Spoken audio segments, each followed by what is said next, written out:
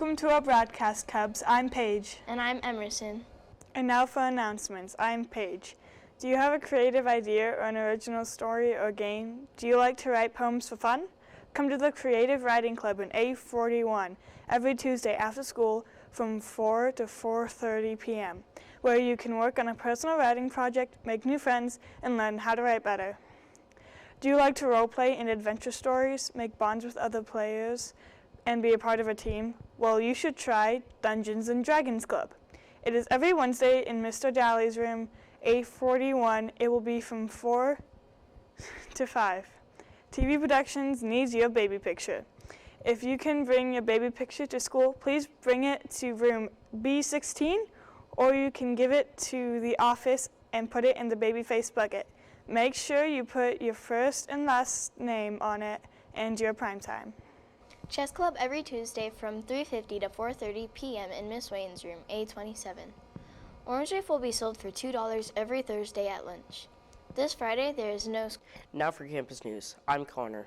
Quagga mussels are an invasive species. They are native to Ukraine and Russia, and they are known to be in the Great Lakes in 1989. They were found in Nevada in 2007 and California in 2008. The newest is in 2023 in Twin Falls, Idaho. The threat was caught early. Terry Thompson, an Idaho Fish and Game officer, is here today to tell us about quagga mussels and what Fish and Game is doing to solve the problem. I'm Jeffrey Hughes, interviewing Terry Thompson for Idaho Fish and Game, and we're going to be talking about quagga mussels. Terry, why should we be concerned about quagga mussels in the Snake River? So there's a lot of reasons. From a statewide impact, and actually I'm going to say from a Pacific Northwest standpoint, because the Snake River drains into the Columbia River, and until the quagga mussels were detected here in the Snake River, they had never been found in the Columbia River Basin. So we have a lot of hydropower out here in Idaho and the Pacific Northwest. That's why we have cheap electric rates. And if quagga mussels get into that system, it could make our power rates go up significantly. We call the Magic Valley because of the water and irrigating crops. If quagga mussels get into the water delivery systems, all of a sudden farmers' costs go way up. So it has a huge economic impact, but then also from a recreational standpoint or a natural resource standpoint, which is where I work, these can directly impact fish populations, especially because these are what we call, and these are all quagga mussels here on this license plate.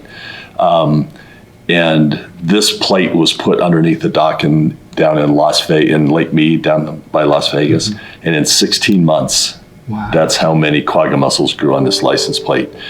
But these quagga mussels are what we call a bivalve, and so they have two siphons. They pull water in and then they filter out the water, and these can impact the food chain.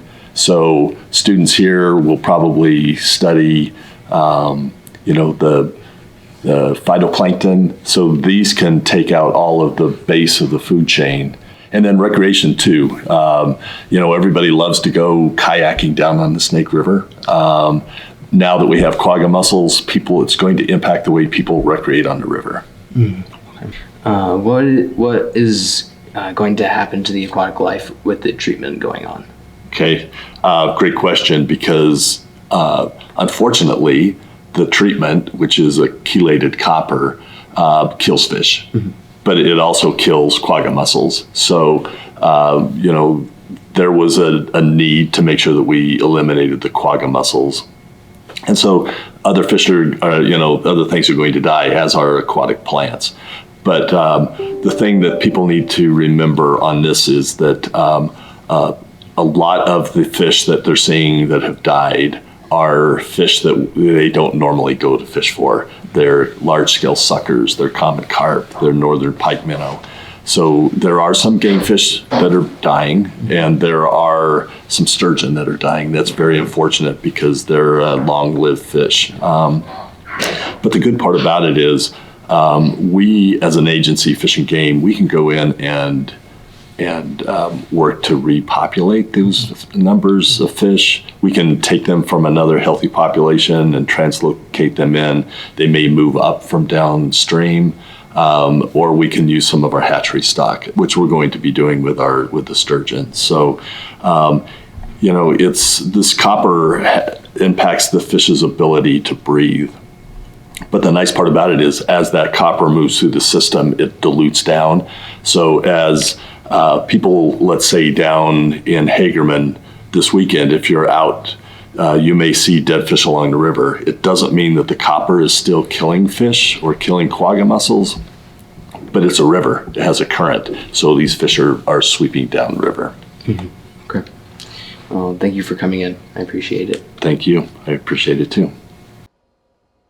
Idaho Fish and Game is trying their best to eliminate quagga mussels for future generations to come. Thank you for your time, Terry Thompson. And now for lunch. I'm Sam. Today's lunch is spaghetti, salad, peas, peaches, milk, chicken tenders, hamburger bar. And now it's time for birthdays. I'm Andrick. October 19th, Lucas Coylett, Finley Strong. October 20th, Justice Hayes, Tyler Thompson, Aiden Kanoy. October 21st, Donovan Buell, Elizabeth Betazer, Justin Luong. And now for Today in History. I'm Luke. On this day in 1814, the very first documented performance of the Star-Spangled Banner that was performed in public was at the Holiday Street Theater in Baltimore. This was a very joyful time for America. And now time for word power. I'm Emily. What does the word agilast mean? Is it A, a person who loves the night, B, a person who never laughs, C, a person who does not like candy, or is it D, a cult against democracy? And the answer is B, a person who never laughs. And now it's time for Babyface. I'm Tayan. Who is this adorable baby boy? Is it A, Holden Lindley, B, Tayan Kenobi, C, Jeffrey Hughes, or is it D, Bentley Hess? And the answer is C, Jeffrey Hughes. And now for Brain Drain. I'm Cole Ray. What decade were hippies most popular? Was it A, 1940s, B, 1910s, C, 1960s, or was it D, 1990s? And the answer is C, 1960s. And now it's time for Where in the World Are We? I'm Luke.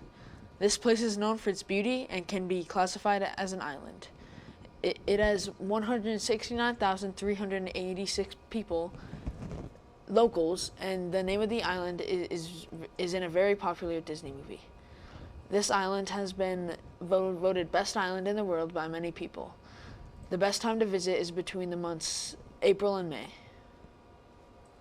Is it A, Maui, B, Ireland, C, Switzerland, or is it D, Honolulu? And the answer is A, Maui. Hey Cubs, I'm Hunter, and now it's time for recycling. How much plastic is actually recycled each year? Is it A, 53%, B, 9%, C, 81%, or is it D, 38%? And the answer is B, 9%. And now for quote. I'm Jevin. You learn more from failure than you do from success. Don't let it stop you. Anonymous. Thanks for watching, Cubs. I'm Emerson. And I'm Paige. Have a great rest of your day.